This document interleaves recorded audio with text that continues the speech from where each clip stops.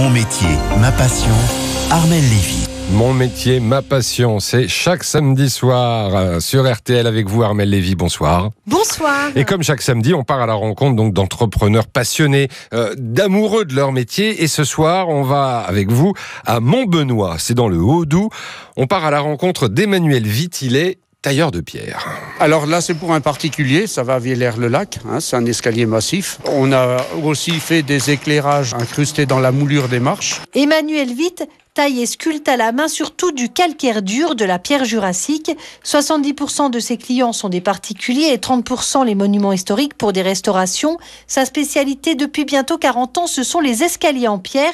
Même s'il sait tout faire, il taille aussi la pierre pour créer des fontaines sculptées ou des caves voûtées pour y faire reposer le vin. Ce métier, il l'a choisi tout petit avant de devenir compagnon du Tour de France. C'est une passion depuis tout gamin, quoi. J'adorais les châteaux, les églises pour leur construction et leur sens artistique. Mais que ça soit le métier de tailleur de pierre, maçon, charpentier, on est des constructeurs, quoi. Après, on choisit son matériau. Moi, j'ai choisi la pierre. Il y en a qui ont choisi le bois, d'autres la terre.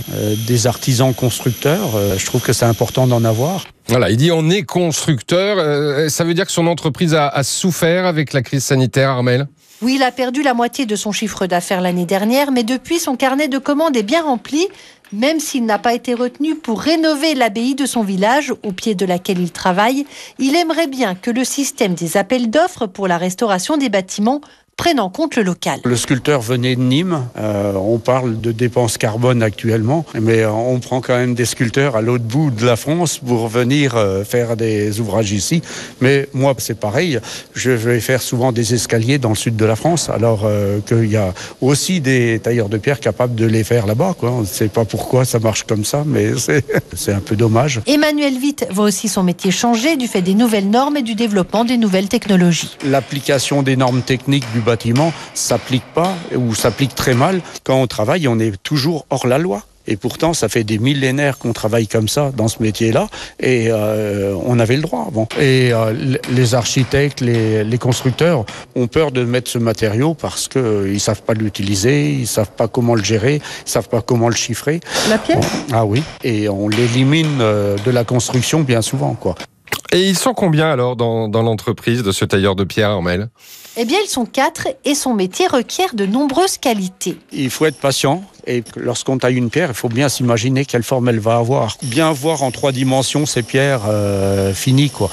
Il y a beaucoup de tracés. Le pire danger du métier, c'est l'homme de métier lui-même, parce que c'est l'homme de métier lui-même qui veut une machine numérique pour se faciliter la tâche, pour aller plus vite, pour faire plus de chiffres, et qui tombe dans le piège de détruire son métier pour ceux qui viennent après, quoi. Parce que si ça se transforme en numérique, un informaticien aura plus facile à faire ce métier-là qu'un tailleur de pierre.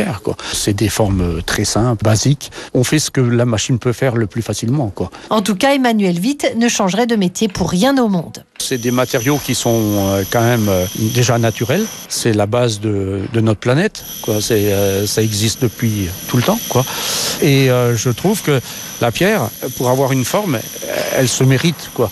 Il y a des défauts dans la pierre, elle est dure, il y a tous les ennuis. Et quand on arrive à cette forme à la fin, cette récompense, elle a beaucoup d'intérêt, quoi, pour moi. À chaque fois qu'on regarde son œuvre, elle reste, elle est toujours là. 20 ans après, on repasse devant, elle est encore là. On se souvient que cette pierre-là, elle avait des veines, elle avait des défauts, elle était dure. Par contre, elle est quand même là, elle est jolie, elle est bien, et ça, c'est un plaisir, quoi. Pour moi, c'est énorme. Et ce qui le rassure, ce sont ses clients qui voient la différence et qui réclament toujours plus de faits main.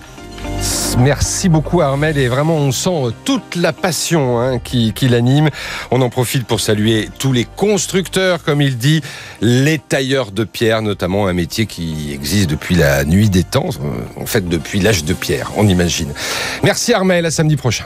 En France, l'U2P fédère l'ensemble des artisans, commerçants et professionnels libéraux. Retrouvez ces entreprises qui sont au cœur de la croissance et de l'emploi sur u2p-france.fr.